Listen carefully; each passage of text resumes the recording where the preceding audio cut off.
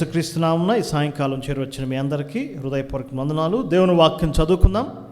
ఆదికాండం 12వ అధ్యాయం మొదటి 3 వచనాలు చదువుతాను, జాగ్రత్తగా వినాలి.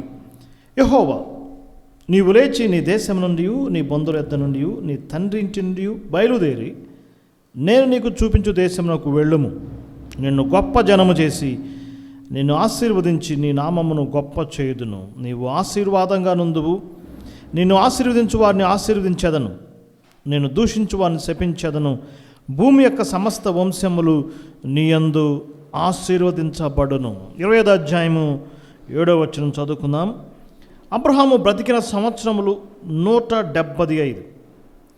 అబ్రహాము నిండు వృద్ధాప్యం వచ్చిన వాడై మంచి ముసలితనమున ప్రాణం విడిచి మృతి పొంది తన పితరుల యొద్దకు చేర్చబడెను. అబ్రహాము యొక్క పిలుపు ఆరంభం, అబ్రహాము యొక్క ముగింపు 25వ అధ్యాయము 7వ వచనంలో మనం చూస్తున్నాం. దాదాపుగా 12 అధ్యాయాలు, 12 చాప్టర్స్ ఆదికాండ గ్రంథంలో అబ్రహాము జీవితానికి కేటాయించబడింది. అబ్రహాము యొక్క వ్యక్తిత్వం, పర్సనాలిటీ బైబిల్ గ్రంథంలోనే కాకుండా ఈ యొక్క సెక్యులర్ వరల్డ్, యూనివర్సల్ వరల్డ్, ప్రపంచ దేశాల్లో ఉన్న ఆయా మతాల వారికి కూడా ఒక స్ఫూర్తిదాయకమైంది. ఈ మధ్య మా కాలనీలో వాకింగ్లో ఒక సహోదరుడు కలిశారు. ఆయన ముస్లిం సోదరుడు. వాళ్ళు ఎంత అలర్ట్గా ఉంటారో చూడండి. నేను ఏదో వాక్యం ఫోన్లో మాట్లాడుతుంటే వెంటనే క్యాచ్ చేశాడు. సార్ మీరు క్రిస్టియన్సా అన్నాడు. అవును సార్ క్రిస్టియన్స్ అన్నాను. ఓ చాలా మంచిది సార్, ఎప్పుడన్నా ఖురాన్ చదివారా అన్నాడు. చదవలేదండి, నాకు అరబిక్ రాదు కదా, అది అరబిక్ భాషలోనే ఉంటుంది కదా అంటే, లేదు సార్ నేను తెలుగు తీసుకొచ్చి ఇస్తానన్నాడు. మొత్తానికి ఇంటికి తీసుకొచ్చి ఇచ్చాడండి. చాలా ప్యాషనెట్గా ఉన్నాడు. మీకు ఒక సత్య మార్గం తెలియాలి సార్, వన్ గాడ్, దేవుడు ఒక్కడే సార్ అని చాలా ప్రశ్నలు వేసుకుంటున్నాము. ఒక ప్రశ్న అడిగాడు, అబ్రహాం ఎవరు అనుకుంటున్నారు సార్ అన్నాడు. అబ్రహాము యూదుడు కాదు, అబ్రహాము క్రైస్తవుడు కాదు సార్, అబ్రహాం ముస్లిం సార్ అన్నాడు. ముస్లిం అంటే ఒకడే దేవుడు యందు విశ్వసించేవాడిని ఏమంటారండి, ముస్లిం అంటారని చెప్పాడు. ఓకే, చాలా మంచిది. ఆ పుస్తకం ఇచ్చాడు, నేను స్టడీ చేస్తానన్నాను. చాలాసేపు ఎక్స్చేంజ్ చేసుకున్నాం. 1 వీక్ తర్వాత మనం కలుసుకుందామండి, నాకు చాలా డౌట్లు ఉన్నాయి అన్నాను. తప్పనిసరిగా మేము కలుసుకుంటాం కదా. ప్రపంచవ్యాప్తంగా 3 మతాలకి కీ పర్సన్గా ఉన్నాడు అబ్రహాం. ముస్లిం సోదరులు క్లెయిమ్ చేసుకుంటారు, ఆయన మాకు తండ్రి. క్రైస్తవ సోదరులు క్లెయిమ్ చేస్తారు, మన తండ్రి అయిన అబ్రహాం. హిబ్రూ నేషన్, ఇశ్రాయేలు జాతి క్లెయిమ్ చేసుకుంటుంది, ఆయన మనకు తండ్రి. ఇలాంటి అవకాశం నిజంగా ఎవరికైనా ఉందా ఈ ప్రపంచంలో? సెక్యులర్ వరల్డ్లోనే ఒక గొప్ప వ్యక్తి Abraham. Not only secular world, in scriptures, లేఖనాల్లో కూడా చాలా గొప్ప వ్యక్తి అబ్రహాం. ఈయన గురించి 27 పుస్తకాల్లో రాయబడింది. ఆదికాండము కాక పాత నిబంధనలో 15 పుస్తకాలు, అంటే ఓల్డ్ టెస్టమెంట్లో 16 బుక్స్లో అబ్రహాం గురించి రాయబడింది. న్యూ టెస్టమెంట్లో 11 బుక్స్లో, టోటల్ 27 బుక్స్లో అబ్రహాం యొక్క ప్రస్తావన ఉంది. న్యూ టెస్టమెంట్లో ఏ చరిత్ర లేకపోతే ఏ డాక్ట్రిన్, ఏ సిద్ధాంతం చదవాలన్నా తప్పనిసరిగా మనకి కీలకమైన వ్యక్తి ఎవరండి, అబ్రహాం. స్పిరిచువల్ డాక్ట్రిన్స్ సెక్యులర్ వరల్డ్లోనే కాదు, స్క్రిప్చర్స్లోనే కాదు, స్పిరిచువల్ డాక్ట్రిన్స్ ఏం తెలుసుకోవాలన్నా అబ్రహాం జీవితం ప్రస్తావించబడుతుంది కదా. రోమపత్రిక 4వ అధ్యాయంలో విశ్వాసము ద్వారా నీతిమంతులు అవుతారనే సత్యానికి ఒక కీలకమైన వ్యక్తి అబ్రహాం. గలతీ పత్రికలో ధర్మశాస్త్రం యొక్క శాపం నుంచి విమోచించబడ్డామనే దానికి గుర్తుగా ఏ విధంగా అబ్రహాం అన్యజనుడుగా ఉన్నప్పుడు విశ్వసించి నీతిమంతుడయ్యాడు అని గలతీ పత్రికలో చెప్పబడింది. హెబ్రీ పత్రిక విశ్వాస వీరుల పట్టికలో ఎక్కువ ప్రాధాన్యత అబ్రహాంకి ఇవ్వబడింది. విశ్వాసము క్రియలు అనే సత్యానికి కూడా కీలకమైన వ్యక్తి ఎవరండి, అబ్రహాం. ఆయన యొక్క హిస్టరీ మనకెంతైనా ఆశీర్వాదకరం. ఆశ్చర్యం ఏంటంటే ఎగ్జాక్ట్గా ఆయన యొక్క ఆత్మీయ ప్రయాణం 100 years, ఒక సెంచురీ, 100 years హిస్టరీ. ఆయన యొక్క 75 yearలో దేవుని యొక్క పిలుపు అందుకున్నాడు. 175 yearsకి ఆయన దేవుని సన్నిధికి వెళ్ళాడు. ఈ 100 years ఆయన ప్రయాణం, ఆయన యొక్క వ్యక్తిత్వం మనకెంతో ఆశీర్వాదకరం. ఇప్పుడు జీవరత్న అంకుల్ గారు తెలియజేస్తారు, ఆయన యొక్క డెత్ గురించి 25వ అధ్యాయం 7వ వచనం చెప్పబడింది కదా. 25 × 7 ఎంత అండి, 175 years. అబ్రహాం వయసు ఎవరైనా తడువుకోకుండా చెప్పగలిగే అవకాశం ఉంది. 25/7 25 × 7 175 years. అందులో 75 years ఇన్ ద వరల్డ్, లోకంలో అబ్రహాం యొక్క కుటుంబం యొక్క నేపథ్యం చెప్పబడింది యెహోషువ గ్రంథం 24వ అధ్యాయము మొదటి 2 వచనాల్లో. అంశాలు నేను ఆల్రెడీ చెప్పాను కాబట్టి నేను మరలా వాటిని తెలియజేయట్లేదు. అబ్రహాం ఉన్న టైంలో ఆదికాండం 11వ అధ్యాయంలో ఒక కీలకమైన సంభవం జరిగింది. ఆనాటి ప్రపంచాన్ని దేవుడు చెదరగొట్టాడు. చెదిరిపోండి, భూమిని నింపండి అని నోవాహుకు పిలుపునిస్తే వారు దాన్ని ధిక్కరించారు. ఒక పెద్ద బల ప్రదర్శనకు దిగారు. వాస్తవానికి 9వ అధ్యాయంలో నోవాహు మొత్తుడైపోయాడు. మోరల్ ఫెయిల్యూర్, నైతికంగా నోవాహు ఫెయిల్ అయ్యాడు. 10వ అధ్యాయంలో నిమ్రోద్ అనే వ్యక్తి వచ్చాడు. ప్రపంచాన్ని, ఆనాటి వారిని తన వైపు తిప్పుకోవటానికి కన్ఫ్యూజన్ కలిగింది, పొలిటికల్ ప్రాబ్లం. 9వ అధ్యాయంలో మోరల్ ఫెయిల్యూర్, 10వ అధ్యాయంలో పొలిటికల్ ఫెయిల్యూర్. 11వ అధ్యాయంకి వచ్చేసరికి రిలీజియస్, మతపరమైన గందరగోళం ఏర్పడింది. 11వ అధ్యాయంలోనే అన్ని రకాలైన పతనాలు ఆరంభమైంది. అలాంటి సొసైటీ నుంచి దేవుడు ఒక వ్యక్తిని బయటికి తీశాడు. ఆ వ్యక్తి పేరే అబ్రహాం. యెషయా గ్రంథం 51వ అధ్యాయము 2వ వచనంలో చాలా కీలకమైన మాట ఉంటుంది. అబ్రహాము ఒంటరి అయి ఉండగా నేను అతన్ని పిలిచి తిని, సింగిల్ మ్యాన్గా పిలువపడ్డాడు. ఒంటరి అయి ఉండగా అతన్ని పిలిచి తిని. యెహెజ్కేలు గ్రంథంలో కూడా సేమ్ అదే మాట మనం చూస్తాము. అబ్రహాము ఒంటరి అయి ఉండగా అతన్ని పిలిచి తిని. ఆ మాటలు ఎంత శ్రేష్టమని అండి. ఒంటరిగా పిలువపడ్డాడు. అంతేకాదు, ఇంకొక శ్రేష్టమైన మాట ఉంది. నెహెమ్యా గ్రంథం 9వ అధ్యాయం 7వ వచనం, 7-8 వచనాలు. నమ్మకమైన మనసు గలవాడు, sincere man, single man, sincere man. దేవుడు అందుకే అబ్రహామును చాలా సూపర్ బెనిఫిషియల్, సూపర్ బ్లెస్సింగ్స్ ఇచ్చాడు. అబ్రహాం జీవితం ఎంతో శ్రేష్టమైంది. ఈ సిరీస్లో ఈ దినం మరి అబ్రహాము జీవితం, ఆయన పర్సనాలిటీ, ఆయన వ్యక్తిత్వంలో ఉన్న 7 ప్రాముఖ్యమైన సత్యాలు, prime characters of Abraham's life. మనకి 12th చాప్టర్ నుంచి దాదాపుగా 25 చాప్టర్స్, మధ్యలో 24th చాప్టర్ ఐజాక్స్ తీసేస్తే దాదాపుగా 12 చాప్టర్స్. మీరు జాగ్రత్తగా గమనిస్తే బైబిల్ గ్రంథంలో కనీసం 12 సార్లు అబ్రహాము దేవుడు అనే మాట ఉపయోగించబడింది. 12 times. అబ్రహాము దేవుడు అనే మాట ఎన్నిసార్లు అండి? 12 times. యాకోబు దేవుడు అని 13 సార్లు, 13 times ఉంది. చాలా ఆశ్చర్యం. బైబిల్ గ్రంథంలో 13 అనేది ఈవిల్, బలాత్కారానికి, చెడుకి ఒక సింబల్. అందుకే యాకోబు దేవుడని 13 times ఉంది.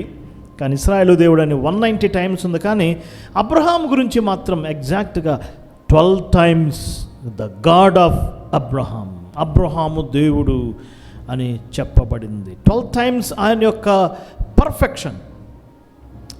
12 timesే కాదు, 7 సార్లు దేవుడు ప్రత్యక్షత అయ్యాడు. 7 revelations, 12 times and 7 perfect life. అంతేకాదు 100 years. ఇవన్నీ ఆయన యొక్క సంపూర్ణమైన జీవితాన్ని ఆవిష్కరిస్తుంది. సో ఏంటి ఆయన యొక్క వ్యక్తిత్వం?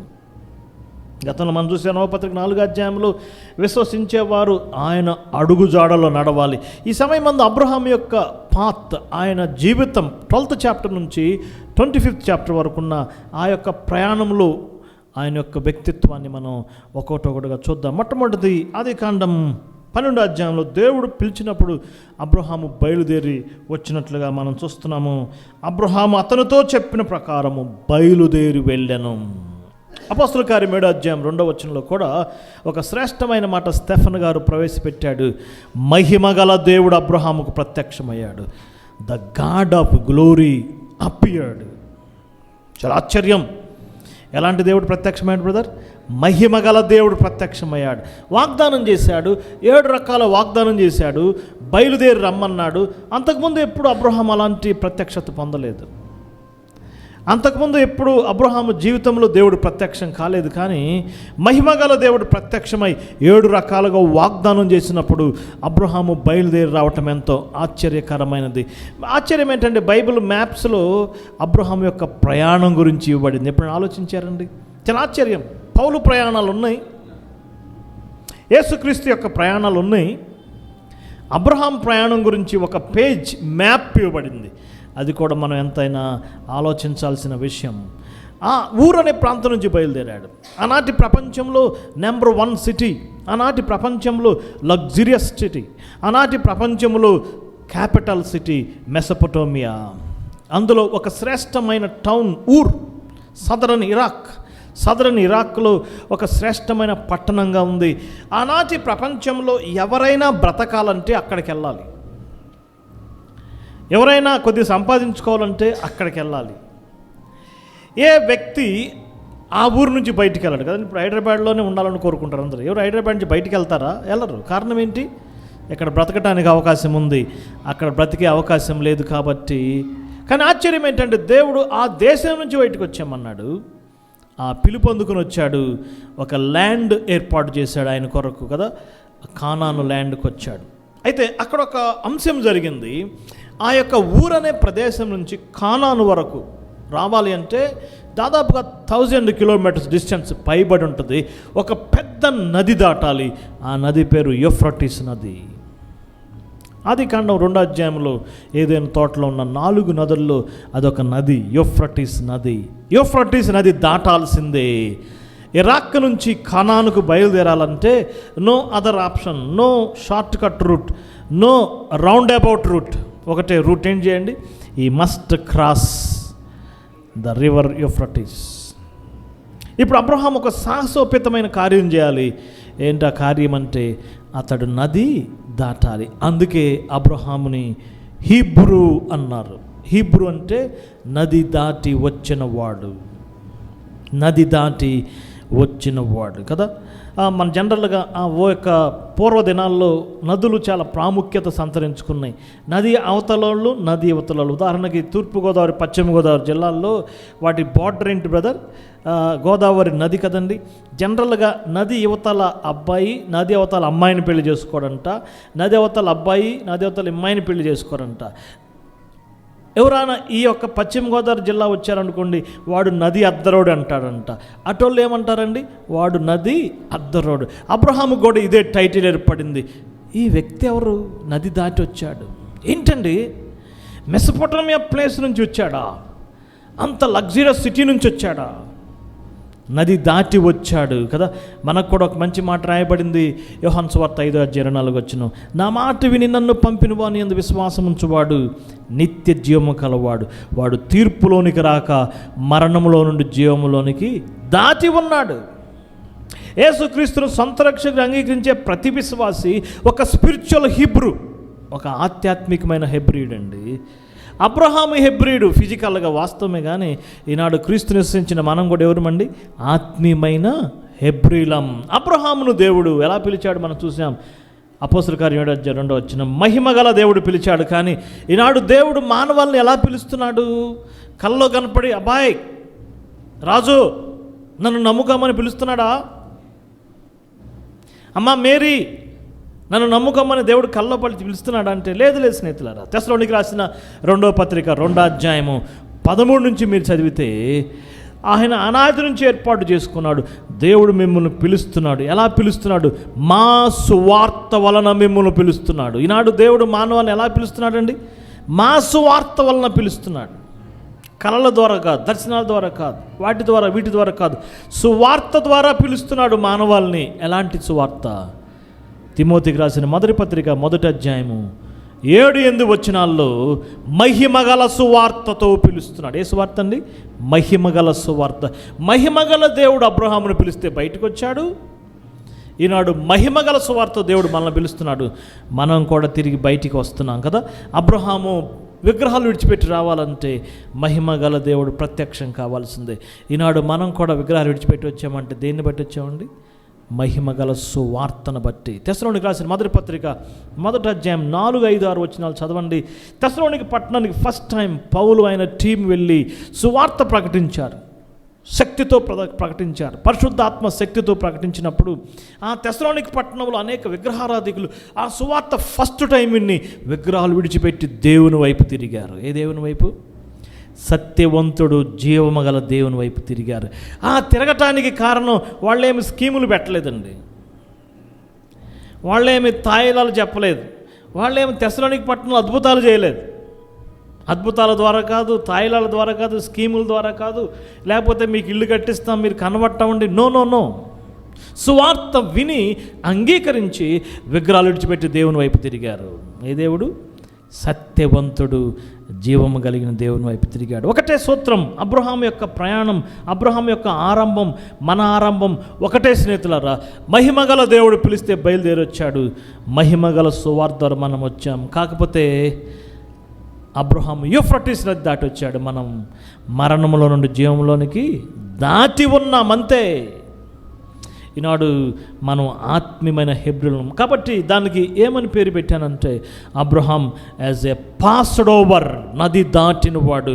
అతని యొక్క మొట్టమొదటి లక్షణం ఏంటండి? నది దాటినవాడు. ఋతు కూడా అంతే. ఋతు తన జీవితంలో ఒక తీర్మానం తీసుకుంది. నీ దేవుడే నా దేవుడు, నీ జనమే నా జనం అని డెసిషన్ తీసుకోవటమే కాదు, ఆ యొక్క నయోమితో బయలుదేరి వచ్చింది.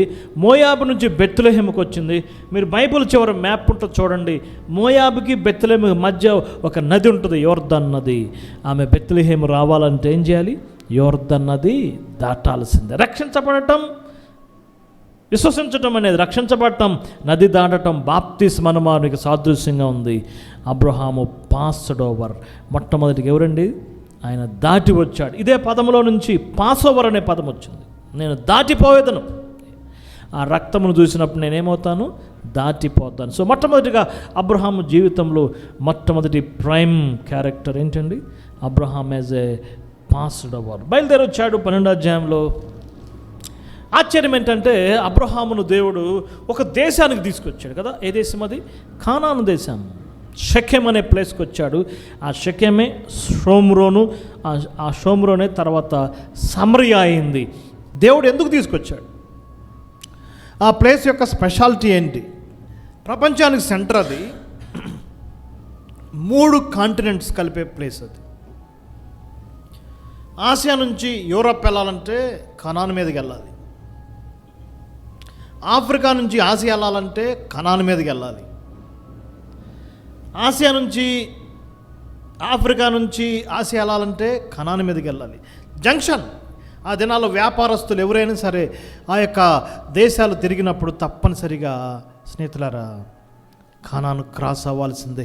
ఆ కానాన్లో ఒక కీలకమైన వ్యక్తి ఉన్నాడు, ఆయన పేరు అబ్రహాము.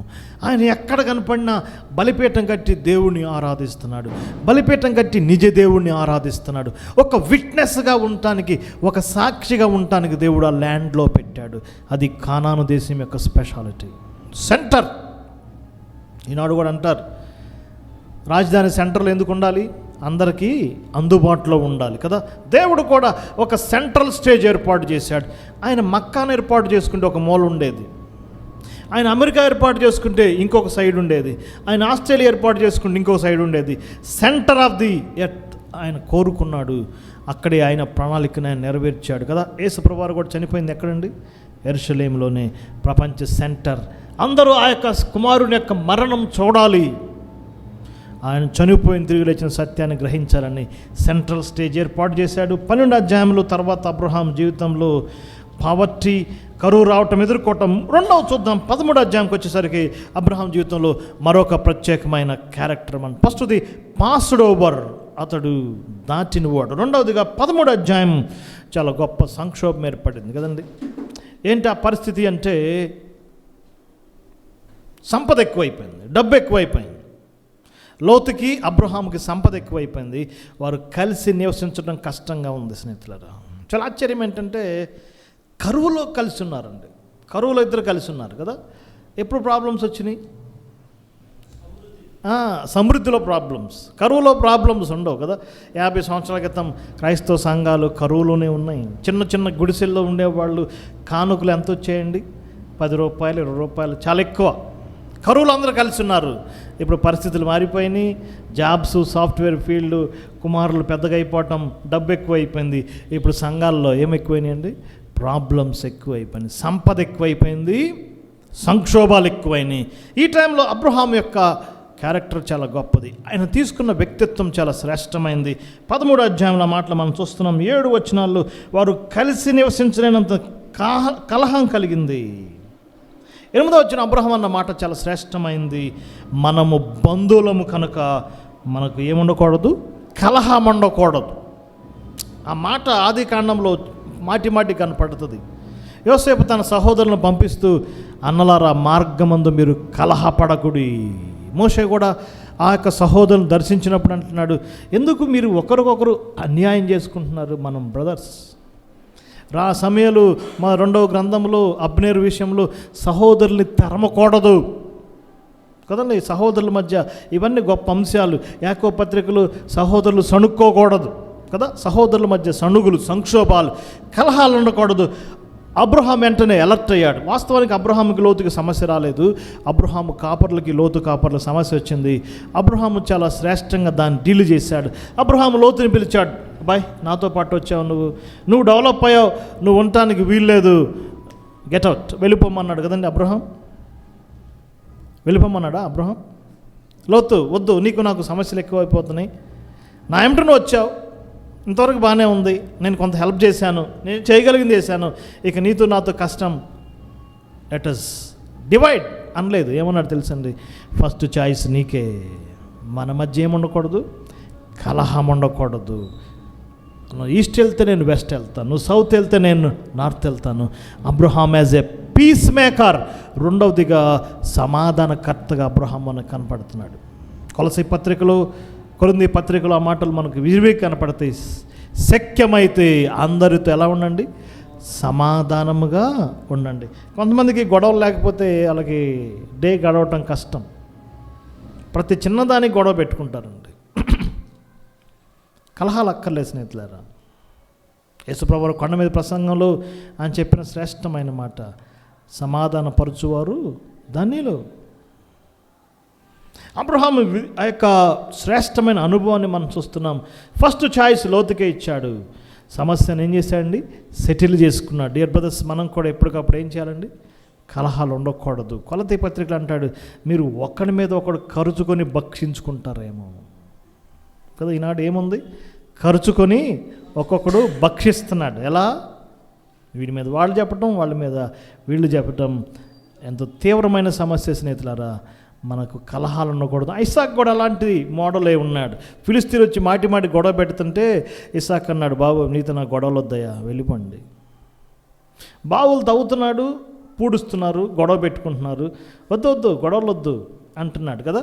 బావులు తవ్వుతున్నారు, ఫిలిస్తీన్లు వచ్చి పూడుస్తున్నారు, బాబు మీతో గొడవలు వద్దు అంటున్నారు. మళ్ళీ కొందరు వెళ్తున్నారు, బావులు తవ్వుతున్నాడు, ఫిలిస్తీన్లు వచ్చి ఏం చేస్తున్నారు, పొడుస్తున్నారు. మళ్ళీ ఏమంటున్నాడండి, మీతో ఏమొద్దు, కలహాలు వద్దు. అట్లా ఇస్సాకు చేస్తుంటే వాళ్ళకేమో దూరం అవుతున్నాడంట, దేవుడికేమో దగ్గర అవుతున్నాడంట. అర్థమవుతుందా? ఎవరికి దూరం అవుతున్నాడు? ఫిలిస్తీన్లకు దూరం కదా. కలహాల్లో మనం ఇచ్చే గొప్ప నెమ్మది ఏంటంటే వాటికి దూరం అవుతాం. ఎవరికి దగ్గర అవుతాం? దేవునికి దగ్గర అవుతాం. Abraham as a peace maker, Abraham జీవితంలో మనం చాలా శ్రేష్టమైన అనుభవాలు మనం చూద్దాం. ఇంకా ముందుకెళ్దాం. తర్వాత అబ్రహాం జీవితంలో చాలా సంక్షోభాలు జరిగినాయి. ఆదికాండం 20 అధ్యాయంకి వచ్చాం. 18 అధ్యాయంలో అబ్రహాం యొక్క ప్రేయర్ వారియర్, ప్రార్థనా వీరుడుగా మనకు కనపడుతున్నాడు. అబ్రహాం చేసిన ప్రార్థన బైబిల్ గ్రంథంలోని అత్యంత శ్రేష్టమైన ప్రార్థన. 18 అధ్యాయంలో అబ్రహాం ఇంటికి వచ్చారు 3 అతిథులు, హెవెన్లీ గెస్ట్స్ వచ్చారు. వారిని గుర్తుపట్టాడు, వారితో సంభాషించాడు. అబ్రహాము వారితో వ్యవహరించిన విధానం ఎంతో శ్రేష్టమైంది. వారిని ఆహ్వానించిన విధానం శ్రేష్టమైంది. వారిని ఇంటికి తోడుకెళ్ళిన విధానం శ్రేష్టమైంది. వారికి భోజనం పెట్టిన విధానం శ్రేష్టమైంది. ఆతిథ్యాన్ని స్వీకరించారు. ఇప్పుడు వారు ఒక గుడ్ న్యూస్ చెప్పారు కదా. ఏంటి ఆ good news? Next year. Bible పండితులు ఏమంటున్నారంటే అది అబ్రహాం యొక్క బర్త్డే అంటండి. బర్త్డే ఎవరిది? 99 years వచ్చినాయి. ఒక మంచి విందు ఆరగించారు, ఒక గుడ్ న్యూస్ చెప్పారు కదా. ఏంటి ఆ గుడ్ న్యూస్? నెక్స్ట్ ఇయర్ నిర్ణయ కాలం నీ యొద్దకు తిరిగి వస్తాము, నీకు కుమారుడు పుడతాడు. Good news. ఎంత గుడ్ న్యూస్ అండి. అబ్రహాం జీవితంలో ఒక నిజంగా ఎగిరి గంతేసే ఎక్స్పీరియన్స్ ఇది. కారణం ఏంటి? 12th chapterలో ప్రత్యక్షమైనప్పుడు తండ్రి కాబోతున్నావు, 13th chapterలో ప్రత్యక్షమైనప్పుడు తండ్రి కాబోతున్నావు, 15th chapter ప్రత్యక్షమైనప్పుడు తండ్రి కాబోతున్నావు అంటున్నాడు, కానీ డేట్ చెప్పట్లేదు. డేట్ చెప్పట్లేదు కదా, డేట్ చెప్తే అంత బాగుంటుంది, కన్ఫ్యూజన్ ఉండదు కదా. అబ్రహాము ఇదిగో 25 years తర్వాత నీ కుమారుని ఇస్తానంటే అసలు ఈ గందరగోళం ఉండదు. ఆతిథ్యాన్ని స్వీకరించాడు, ఇప్పుడు గుడ్ న్యూస్ చెప్పాడు కదా. ఏంటి ఆ గుడ్ న్యూస్? నీకు ఒక కుమారుడు ఇస్తాడు. ఆహా, ఎంత గొప్ప అనుభవం. వెళ్ళిపోతున్నారు సాయంకాలం, ఒక బ్యాడ్ న్యూస్ చెప్పారు. ఏంటి బ్యాడ్ న్యూస్? సొదొమ గొమొర్రా పట్టణం నాశనం కాబోతుంది. గుడ్ న్యూస్ చెప్పినందుకు గంతేయాలా, బ్యాడ్ న్యూస్ చెప్పినందుకు దుఃఖపడాలా? నేనైతే ఏం చేసేవాడినంటే, ప్రభా నా భార్యని దర్శించావు, నీకు చాలా థ్యాంక్స్ ప్రభా అని ఒక వర్షిప్ మీటింగ్ పెట్టేవాడిని, ఒక థ్యాంక్స్ గివింగ్ మీటింగ్ పెట్టేవాడిని. ఇక ఆ 9 months నా భార్య కొరకే ప్రార్థన చేసేవాడిని. అబ్రహాం శారా కొరకు ప్రార్థన చేయలేదు, నశించిపోయే ఆత్మల కొరకు ప్రార్థన చేశాడు. స్నేహితులారా, బ్యాడ్ న్యూస్ కొరకు విలపించాడు. 50 మంది నీతిమంతులుంటే కాపాడుతావా? 45 మంది నీతిమంతులుంటే కాపాడుతావా? 40 మంది ఉంటే కాపాడుతావా? 30 మంది ఉంటే కాపాడుతావా?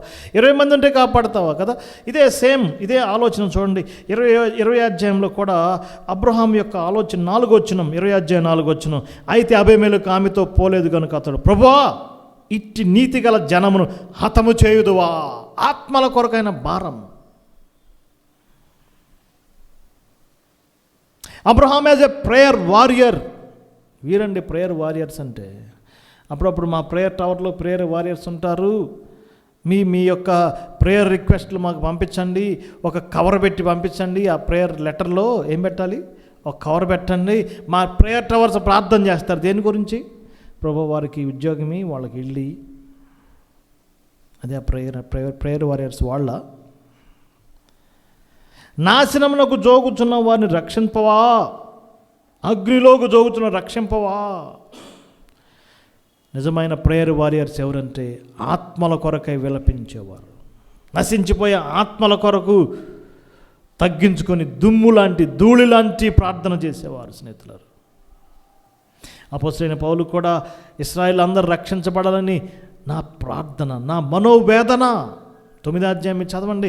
నా హృదయంలో మానని వేదన, దుఃఖం ఉంది కదా. ఏంటి ఆయన దుఃఖం? ఆయన రేస్ ఏం కావాలి?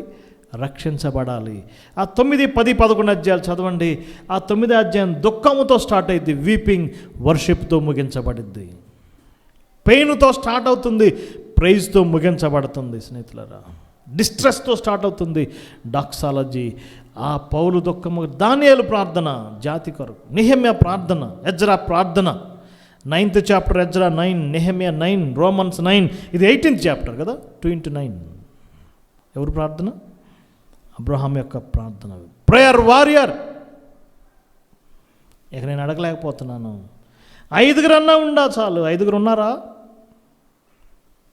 10 మంది ఉంటే చాలు అన్నారు. 10 మంది కూడా లేరు కదండి. లోతు ఒక్కడే నీతిమంతుడు, లోతు తప్పించబడ్డాడు. Prayer, Abraham as a prayer warrior. అదొక పెద్ద అంశం, ప్రేయర్స్ ఆఫ్ అబ్రహాం. స్టడీ చేయండి. ఆదికాండం 12వ అధ్యాయంలో గుడారం బలిపీఠం కట్టి ప్రార్థన చేశాడు. ఎక్కడెక్కడ అబ్రహాం ప్రేయర్స్ చేశాడు ఆలోచన చేయండి. అదొక మంచి థీమ్. 3వదిగా అబ్రహాం ఎవరండి? Prayer warrior. పాస్డ్ ఓవర్, నది దాటినవాడు. 2, peace maker, the personality Abraham. 3వదిగా అబ్రహాము ప్రేయర్ వారియర్. మనం కూడా ఏం చేయాలి? అబ్రహాము గుడ్ న్యూస్ గురించి కాదు కదా, దేని గురించి అండి? బ్యాడ్ న్యూస్ గురించి. ఒకే రోజు ఏమన్నాడు? గుడ్ న్యూస్ అన్నాడు. ఒకే రోజు బ్యాడ్ న్యూస్ అన్నాడు. ప్రయారిటీ దేని కొరకు?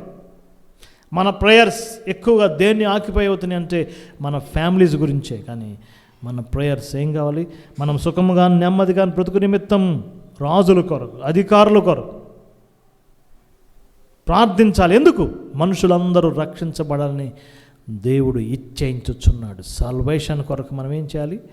ప్రార్థించాలి. అపోస్తలుడైన పౌలు కూడా ఆయన విలపించేవాడు. ఒక మంచి మోడల్ చూద్దాం. 18వ అధ్యాయంలో మరొకటి మనం చూద్దాం. చూడండి, 18వ అధ్యాయం 4వ క్యారెక్టర్, 3-4 వచనాలు. ఆ యొక్క మిట్ట మధ్యాహ్న సమయం ముందు 3 దర్శించినప్పుడు అబ్రహాం అన్న మాట చాలా శ్రేష్టమైనది. మీ బైబిల్లో నోట్ చేసుకోండి. నీ దాసుని దాటిపోవద్దు.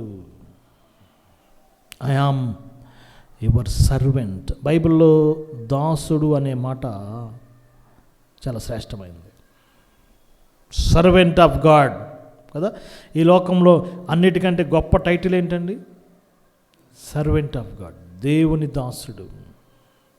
అబ్రహాము ఆయన చెప్పుకున్నాడు నీ దాసుడిని అని. కానీ 105వ కీర్తన బహుశా 17 వచ్చిన అనుకుంటా, తన దాసుడైన అబ్రహాము అని దేవుడు కూడా చెప్పాడు. తన దాసుడైన అబ్రహాము. మీరు స్టడీ చేయండి, కనీసం బైబిల్లో 7 దేవుడు మై సర్వెంట్ అన్నాడు. నా సేవకుడు. యోబును అన్నాడు నా సేవకుడైన యోబు.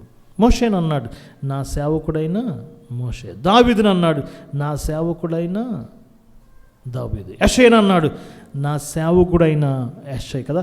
యేసుప్రభువు వారి గురించి ఒక టైటిల్ ఉంది, ఇదిగో నేను ఆదుకొను నా సేవకుడు. యెషయా 42. డియర్ బ్రదర్స్, దేవుని సర్వెంట్గా ఉండటం చాలా శ్రేష్టమైన అనుభవం. 18వ అధ్యాయం 2వ వచనంలో నీ దాసుడు నన్ను దాటిపోవద్దు. 3వ వచనం కదా. Abraham as a personal secretary కదా. పర్సనల్ సెక్రటరీ ఏం చేస్తారండి? ఆయన ఎటుపోతే అటు పోతారు, ఆయన అనుకుంటారు, ఆ పెన్ తీసుకుంటారు, ఆయన రాసుకుంటారు కదా. ఆయన కూర్చుంటే వీళ్ళు ఏం చేస్తారు? నిలబడతారు. అబ్రహాం చేసింది ఇదే. పండుకొని ఉన్నాడు, సింధూర వృక్షం రెస్ట్ తీసుకుంటున్నాడు, కూర్చుని ఉన్నాడు, ఒకసారి లేచి నిలబడ్డాడు, సాష్టాంగపడ్డాడు, ఇంటిలోకి తీసుకెళ్ళాడు. వారు భోజనం చేస్తుంటే లేచి నిలబడ్డాడు, వారు వెళ్తుంటే ఊరి చివరి దాకా వెళ్ళాడు. ఎగ్జాక్ట్గా ఒక సర్వెంట్గా చేశాడు. అబ్రహాం యాజ్ ఎ సర్వెంట్. ఆ ఇంటికి వచ్చిన ఆ 3 అబ్రహాం యొక్క సేవలో ఆనందించారు, తరించారు.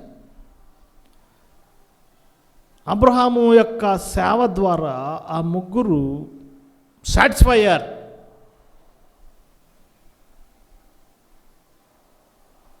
ఏదో ఒక రకంగా ఈ లోకంలో మనం ఏం కావాలి? ఆయన్ని సర్వ్ చేయాలి.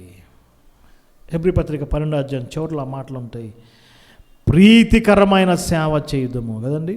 ప్రీతికరమైన సేవ. సండే స్కూల్ సూపరింటెండెంట్ రోగుల్ని విజిటింగ్ ద సిక్, కౌన్సిలింగ్ చేయటం, క్లీనింగ్ చేయటం, డిఫరెంట్ యాక్టివిటీస్, డిఫరెంట్ మోడ్స్ ఉన్నాయి. కొంతమంది స్వార్థికులుగా పుల్పిట్ స్పీకర్స్గా దేవుడు ఎన్నుకున్నాడు. కొంతమంది పర్సనల్ ఇవాంజలిజం, వాళ్ళ పని పాంప్లెట్లు తీసుకెళ్ళటం, ఏం చేయటం అండి? వారికి పాంప్లెట్స్ ఇవ్వటమే. ఇంకొంతమంది ఆ కన్ఫ్యూజన్లో ఉన్న, ఈ మతాల గురించి కన్ఫ్యూజన్లో వారికి ఆ లైట్ ఎక్స్ప్లెయిన్ చేయటం. ఏదో ఒక వర్క్ మనం చేస్తూ ఉండాలి.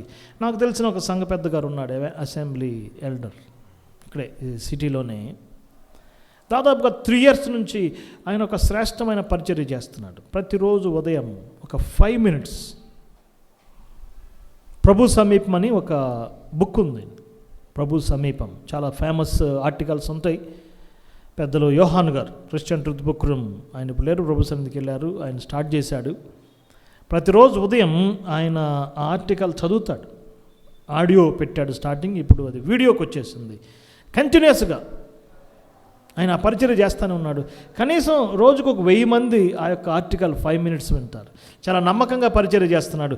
ఒక సంఘాన్ని లీడ్ చేసే సంఘ పెద్దగా ఉన్నాడు, కానీ ఏం చేస్తున్నాడు చెప్పండి? It is a great ministry కదా. ఈ లోకంలో మనం ఎలా ఉండాలి? ఆయన సర్వెంట్స్గా ఉండాలి. దాసులు దాసురాండ్రు కదా. ఆ మాట ఉందా లేదా? దాసురాండ్రు ఎక్కడుంది ఆ మాట? దాసురాండ్రు అనే మాట ప్రవక్తల గ్రంథాల్లో ఉంది.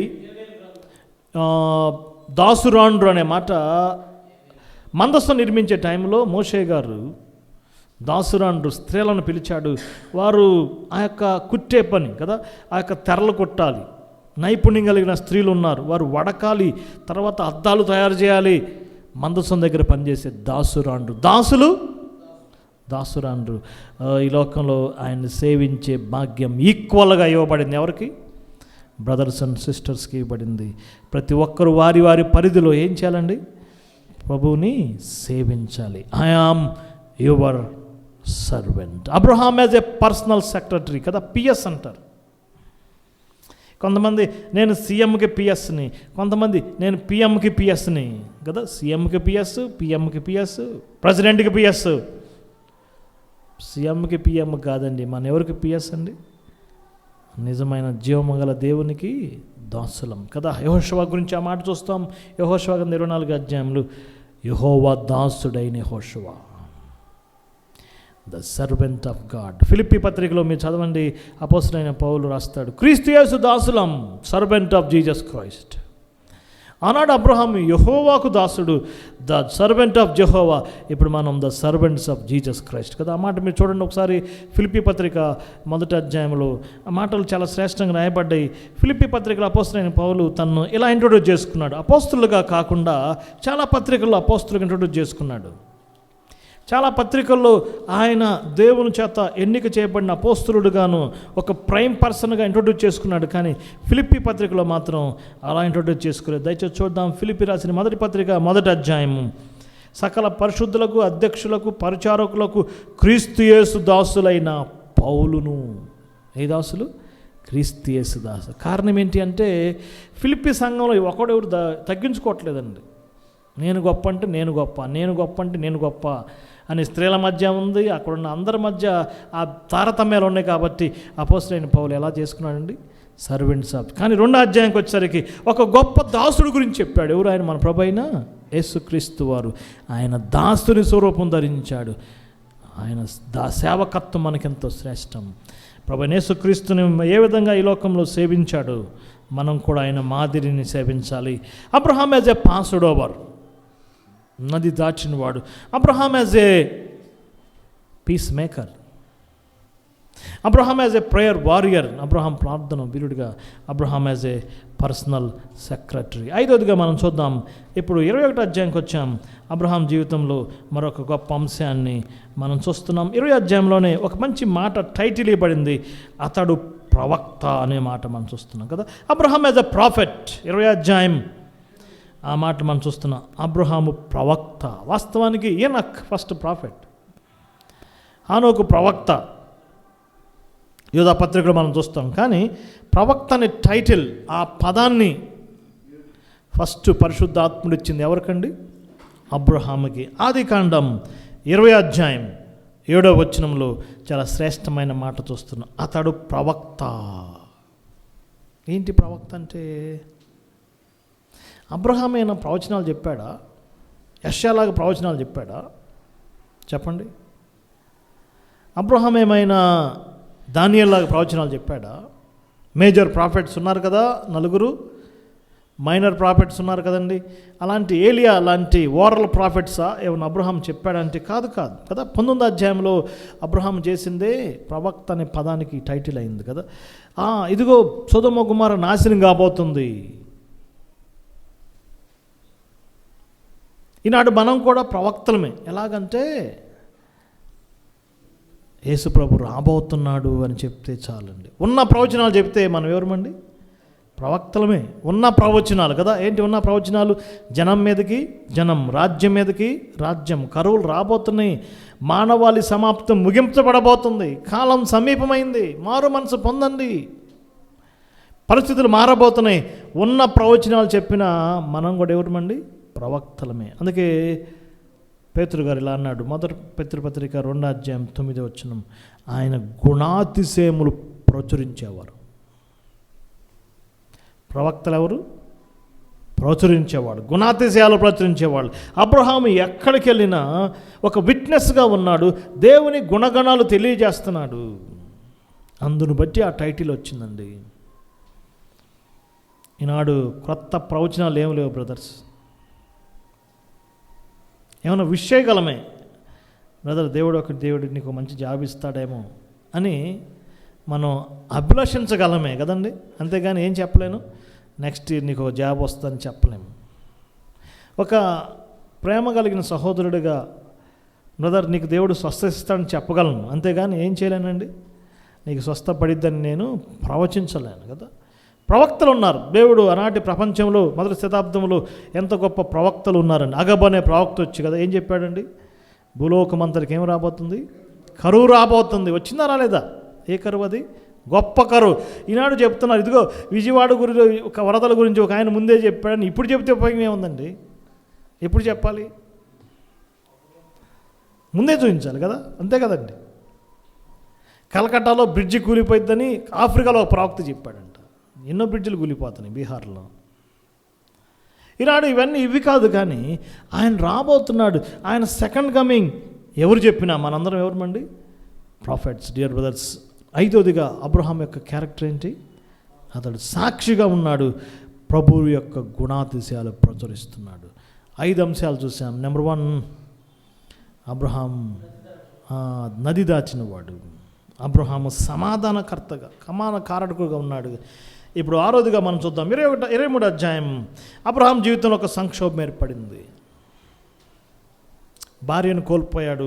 ఫస్ట్ బరియల్ బైబిల్లో శారమ్మది. దేవుడు చెప్పాడు అబ్రహాంతో, నువ్వు పాతి పెట్టబడతావు అని చెప్పాడు 15 అధ్యాయంలో. మంచి వృద్ధాప్యం మీద పాతి పెట్టబడతావు అన్నాడు. కానీ ఫస్ట్ చనిపోయింది ఎవరండి?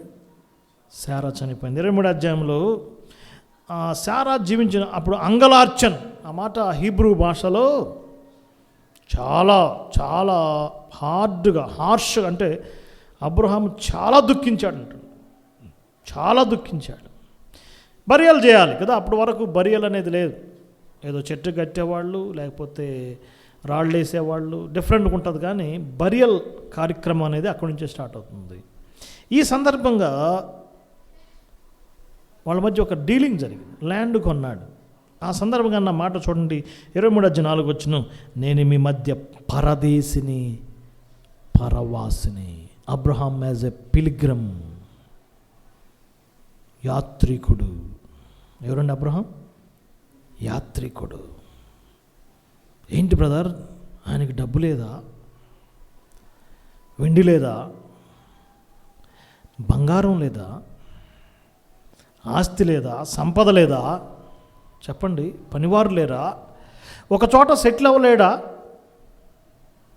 ఒక చోట ఏంది, ఒకేసారి ఎన్ని చోట్ల ఎన్ని ఫామ్ హౌస్లైనా కొనగలడు. కానీ అబ్రహాం ఎక్కడికి వెళ్ళిన ఎలా ఉన్నాడండి? పరదేశీ, పరవాసి కదా. అబ్రహాం, ఇస్సాకు, యాకోబులు గుడారాల్లో జీవించారు. దాని ఉద్దేశం ఏంటంటే మేము ఈ లోకంలో యాత్రికులము, పరదేశులం. ఈ భరత్నర్ వచ్చాడు అనుకోండి, ఎవరు బ్రదర్ కొత్త ఆయన వచ్చాడు ఎవరంటే, ఆయన ఇక్కడ ఉండండి, ఆయన ఎవరు వచ్చాడు మళ్ళీ పోతాడు, ఇంకో చోటకి వెళ్తాడు. చింతలు వచ్చాడు అనుకోండి, అక్కడేమంటారు, ఎవరు బ్రదర్ ఈ కొత్త ఆయన వచ్చాడంటే, బెబ్బే ఆయన ఇక్కడ ఉండే రకం కాదండి, ఆయన ఎక్కడుంటాడు ఆయనకి తెలియదు. అబ్రహాం ఎక్కడికి వెళ్ళినా ఏమంటున్నారు చెప్పండి? పరదేశీ, పరవాసి. హెబ్రీ పత్రిక 11 అధ్యాయంలో ఆ మాటలు పరిశుద్ధాత్ముడు ఎంత స్పష్టంగా రాశాడు. దేవుడు వారి కొరకు ఒక శ్రేష్టమైన దేశం నిర్మించాడు. పునాదులు గల ఆ పట్టణం కొరకు ఎదురు చూస్తే ఈ లోకంలో యాత్రికులు, పరదేశులుగా ఉన్నాడు. ప్రపంచ ప్రఖ్యాతిగాంచిన పుస్తకం రాశాడు, యాత్రికుని ప్రయాణం. చాలా శ్రేష్టమైన పుస్తకం. జాన్ బనియర్ గారు రాశాడు. బెడ్ఫోర్డ్ జైల్లో ఆయన గడిపాడు. 16 సంవత్సరాల వయసు వరకు ఆయనకి అక్షరం ముక్క రాదంటండి, చదువులేని ఇల్లిటరేట్. మేము చిన్నప్పుడు మా టీచర్స్ అనేవాళ్ళు, వాడు పొట్టకొస్తే అక్షరం మొక్క వచ్చేది కాదంటారండి. అంటారా ఆ మాట ఎప్పుడైనా ఎవరైనా? ఏవులు గారు అప్పుడు ఉపయోగించేవాళ్ళు కదా టీచర్స్, పిల్లల్ని స్కూల్కి తీసుకెళ్ళడానికి చాలా ప్రయాసపడేవాళ్ళు 30-40 years క్రితం.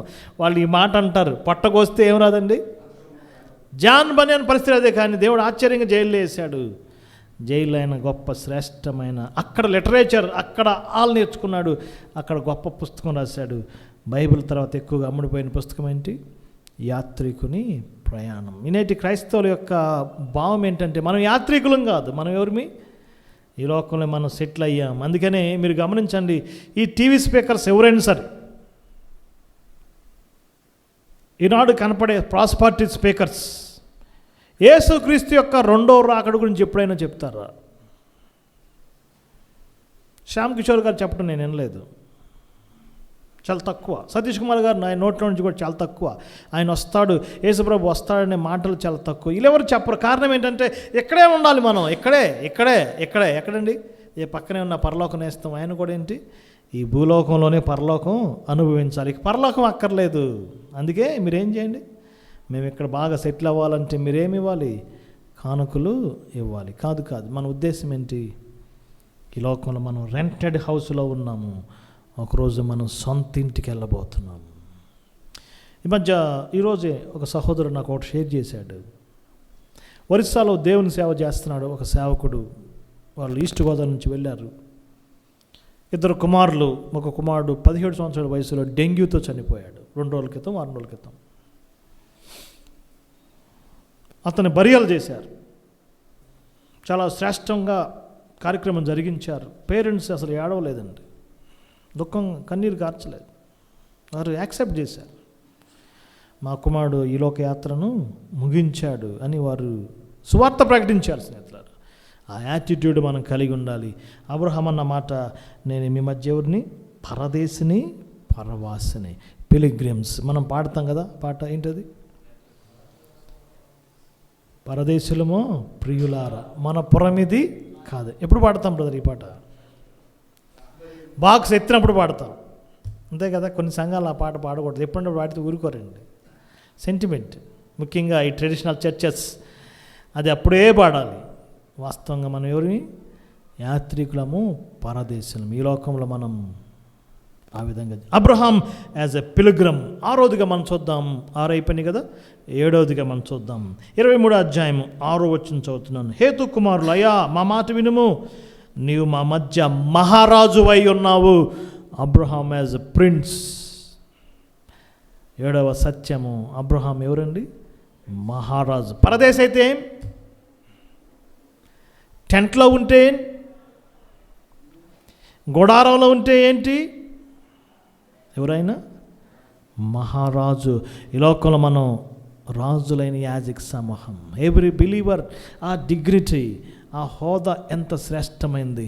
అబ్రహాముకి ఆ ఊరి వారు అంటున్నారు, అయ్యా నువ్వు డబ్బులు ఇవ్వడం ఎందుకయ్యా మాకు, జస్ట్ ఆ బరియల్ గ్రౌండ్ కొరకు ఇంత డబ్బులు ఇవ్వాలా, నువ్వు మా మధ్య ఎలా ఉన్నావు, మహారాజులా ఉన్నావు.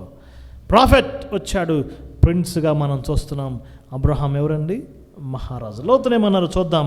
ఆదికాండం 19వ అధ్యాయంలో సేమ్ లోతు జీవితం మనం చూస్తే 9వ వచనం, వీడు ఎవడో కదా. అబ్రహాంని ఏమంటున్నారండి? 19వ అధ్యాయం 9వ వచనం, వీడెవడో మనలో పరదేశిగా ఉన్నాడు. వీడెవడరా బాబు, ఆడ నుంచి వచ్చాడు, ఈ సొదొమలో ఊరేళ్ళిపోయి టెంట్ వేసుకున్నాడు, మెల్లిగా లోపలికి వచ్చాడు, ఇక్కడ లోపలికి వచ్చి ఒక కార్పొరేటర్ అయ్యాడు, అయినా వీడు ఎవడో అంటున్నారు. ఎవరిని? లోతుని ఏమంటున్నారు బ్రదర్స్? వీడు ఎవడో, పరదేశిగానే ఉన్నాడు, వచ్చాడు, కానీ లోతు సంపాదించుకున్న పేరేంటి? వీడెవడే పోవాయ్ అంటున్నారు. ఎవరిని? లోతుని. మరి అబ్రహాంని ఏమంటున్నారు? నువ్వు మహారాజు. Abraham as a prince. ఈ లోకంలో స్నేహితులారా, మనం ఆత్మీయంగా దేవునితో ఎంత బాగా దగ్గరగా జీవించామంటే ప్రజలు మనల్ని అంతగా గౌరవిస్తారండి కదా. ఇన్నర్ మ్యాన్, మన లోపల ఉన్న అంతరంగ పురుషుడు ఎంత బలంగా ఉంటాడో మన యొక్క అవుటర్ బయట వారికి మనలో ఆ యొక్క రెస్పెక్ట్ మనం చూస్తాం. ఒక సేవకుడిని ఎవరు గౌరవించట్లేదంటే ఏదో ప్రాబ్లం ఉన్నట్టే. ఒక సేవకుడిని సంఘస్థులే గౌరవించట్లేదంటే దెర్ ఈజ్ చెప్పండి, సమ్ ప్రాబ్లం ఉన్నట్టే కదా. ఒక మంచి దైవజనుడిని అందరూ గౌరవిస్తున్నారంటే తప్పనిసరిగా ఏముంది, అతనిలో సమ్ స్పిరిచువాలిటీ ఉంది. అబ్రహాంలో స్పిరిచువాలిటీ ఉంది కాబట్టి వారు ఇచ్చిన టైటిల్ ఏంటి? మహారాజు. చూద్దాం అక్కడ అన్న మాట. ఫస్ట్ పరదేశం ఉందా, మహారాజు ముందా? పరదేశే, తర్వాత ఎవరు? మహారాజు. ఈ లోకంలో మనం పిలిగ్రమ్స్గా ఆత్మీయంగా జీవిస్తే మనకు దేవుడు ప్రిన్సెస్గా ఇచ్చిస్తాడు. మనకున్న టైటిల్, మనం ఈ లోకంలో రాజులైన యాజక సమూహం. You are a prince, I am a prince. మనం యువరాజులం స్నేహితులారా. Abraham as a prince. రాజరికపు వ్యక్తులుగా మనం జీవించాలి, ఆ డిగ్నిటీతో మనం బ్రతకాలి అనేది ఈ యొక్క అబ్రహాము జీవితం యొక్క సారాంశం. ఇక ఆఖరిగా ఆదికాండం 22వ అధ్యాయంలో మీరే చెప్పగలరు. 8వది నేను తప్పనిసరిగా అది పెట్టగలను, అది చెప్తేనే మనం ప్రాఫిట్ అయిపోయింది కదా. ప్రేయర్ వారియర్ అయిపోయాడు, ప్రాఫిట్ అయిపోయాడు, ప్రిన్స్ అయిపోయాడు. ఇంకోటి కూడా ఉండాలి, ఏంటది? Priest. Abraham as a priest. 22వ అధ్యాయంలో అబ్రహాం యొక్క బలిపీఠం, అబ్రహాం యాజకుడుగా మనకు కనపడుతున్నాడు. Abraham as a priest. 22వ అధ్యాయం చాలా శ్రేష్టమైన ఎక్స్పీరియన్స్ అండి. ఎప్పటికీ అందులో ఉన్న జస్ట్ ఆ యొక్క 12 వెర్సెస్ లేకపోతే 18-19 వెర్సెస్ వరకు ఎన్నిసార్లు చదివినా కూడా పరిశుద్ధాత్ముడు మనకు కొత్త కొత్త అంశాలు ఇస్తూనే ఉంటాడు కదా. ఎంతోమంది ఆ అధ్యాయాలని అటు చేస్తున్నారు, ఇటు చేస్తున్నారు. ఏం చేసినా కూడా ఎప్పటికప్పుడు ఏమొస్తున్నాయండి? తాజా అనుభవాలు వస్తాయి. ఇటీవల మా దగ్గరికి ఒక సహోదరుడు వచ్చాడు, ఆరాధనలో కొన్ని థాట్స్ ఇచ్చాడు. మొదటి వచనంలో దేవుడు అబ్రహామును పిలిచాడు కదా, పిలిచేమన్నాడండి? నీ ఒక్కగాను కుమారుడిని నాకు మోరియా పర్వతాన్ని తీసుకెళ్ళాడు, అక్కడ దహన బలిగా అర్పించుము. చెప్పింది ఎవరు? యెహోవా. ఏం చెప్పాడు చెప్పండి? దహన బలి అర్పించాలి. 11 వచనం చూడండి. యెహోవా దూత అబ్రహామా చిన్నవాడిని ఏం చేయొద్దన్నాడు. బలి ఆపమని చెప్పింది ఎవరు?